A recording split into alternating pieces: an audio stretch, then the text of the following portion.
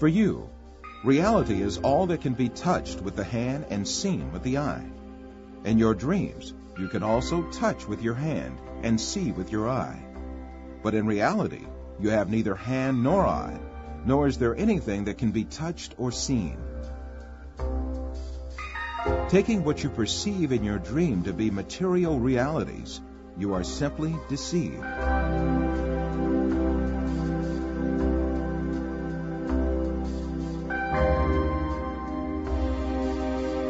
For example, a person deeply asleep in his bed may see himself in an entirely different world in his dream. He may dream that he is a pilot and command a giant airplane, and even spend a great effort to command the plane. In fact, this person has not taken even one step away from his bed. In his dreams, he may visit different settings and meet with friends, have a chat with them, eat and drink together. It is only when the person awakes from his dream that he realizes all were only perceptions. If we are able to live easily in an unreal world during our dreams, the same thing can equally be true for the world we live in. When we wake up from a dream, there is no logical reason for not thinking that we have entered a longer dream that we call real life. The reason we consider our dream to be fancy and the world as real is nothing but a product of our habits and prejudices. This suggests that we may well be awoken from the life on earth, which we think we are living right now, just as we are awoken from a dream.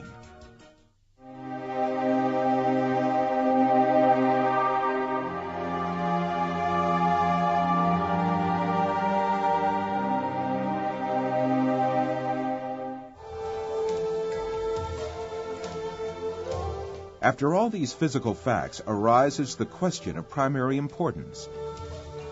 If all physical events that we know are intrinsically perceptions, what about our brain? Since our brain is a matter just like our arms, legs, or any other object, it also must be a perception just like all other objects. An example will illuminate the subject further. Let us think that we extend the nerves reaching our brain and put it outside our head, where we can see it with our eyes. In this case, we would be able to see also our brain and touch it with our fingers. This way, we can understand that our brain is also nothing but a perception formed by the senses of vision and touch. Then, what is the will that sees, hears, and perceives all other senses if it is not the brain? Who is it that sees, hears, touches, and perceives the taste and smell? Who is this being that thinks, reasons, has feelings, and moreover that says, I am me? One of the important thinkers of our age, Karl Popper, also poses the same question. Since the Greeks, philosophers have been thinking about the ghost in the machine, the small man within the small man, etc. Where is I, the person who uses his brain? Who is it that realizes the act of knowing? As St. Francis of Assisi said, what we search for is the one that sees. In fact, this metaphysical being that uses the brain, that sees and feels, is the soul. What we call the material world is the aggregate of perceptions viewed and felt by this soul. Just as the bodies we possess and the material world we see in our dreams have no physical reality, the universe we occupy and the bodies we possess now also have no physical reality. The real absolute being is the soul. Matter consists merely of perceptions viewed by the soul. Yes, even if we start with the presupposition that matter is real, the laws of physics, chemistry, and biology all lead us to the fact that matter consists of an illusion, and to the inevitable actuality of a metaphysical matter. This is the secret beyond matter. This fact is so definite that it alarms some materialist scientists who think matter to be the absolute being.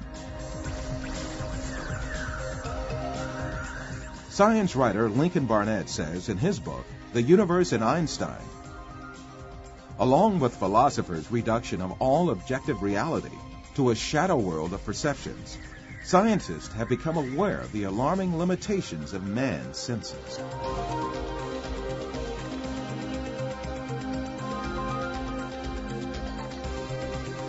All these facts bring us face to face with a very significant question.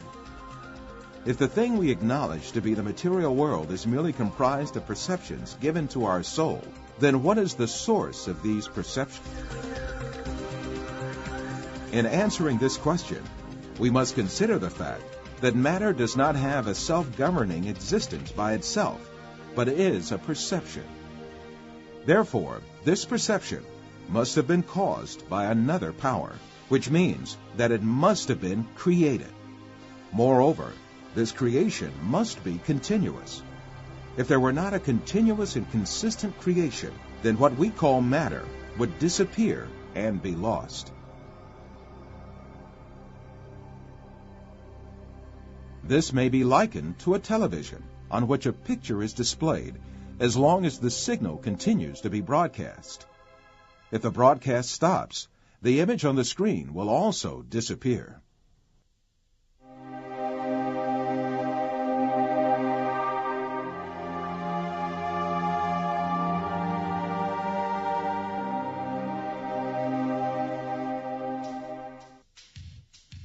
So, who makes our soul see the earth, people, plants, our bodies, and all else that we see?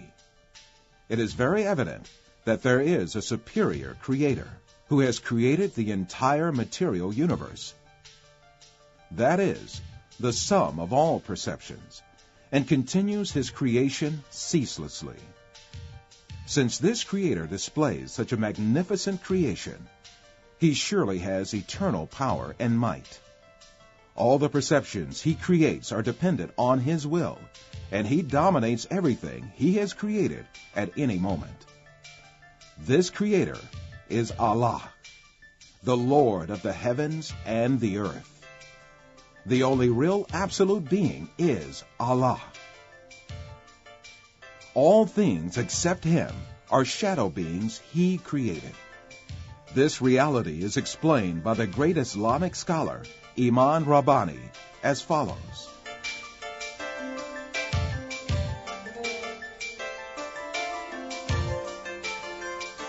Allah, the substance of these beings which he created, is but nothingness. He created all in the sphere of senses and illusions. The existence of the universe is in the sphere of senses and illusions, and it is not material. In reality, there is nothing in the outside except the glorious being, who is Allah.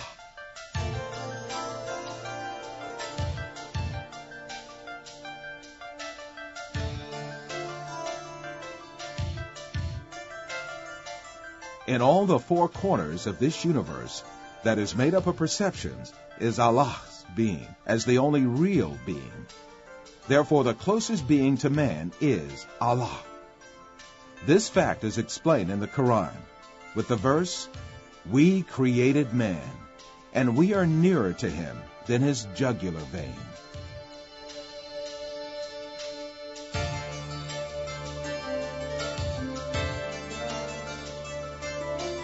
Wherever we are, Allah is with us. While you watch this film, the closest being to you is Allah, who creates everything you see at any moment. As long as Allah makes us see images and gives sensations related to this world, we continue to live in this world. When he ends the images and sensations belonging to this world, shows us the angels of death, and gives perceptions of a different dimension, this means we have died. the day of resurrection, judgment, heaven, hell, and all our eternal life will be created in the same way for us. To create all these is too easy for Allah, who displays the evidence of His eternal power and infinite knowledge to us, yet in this world.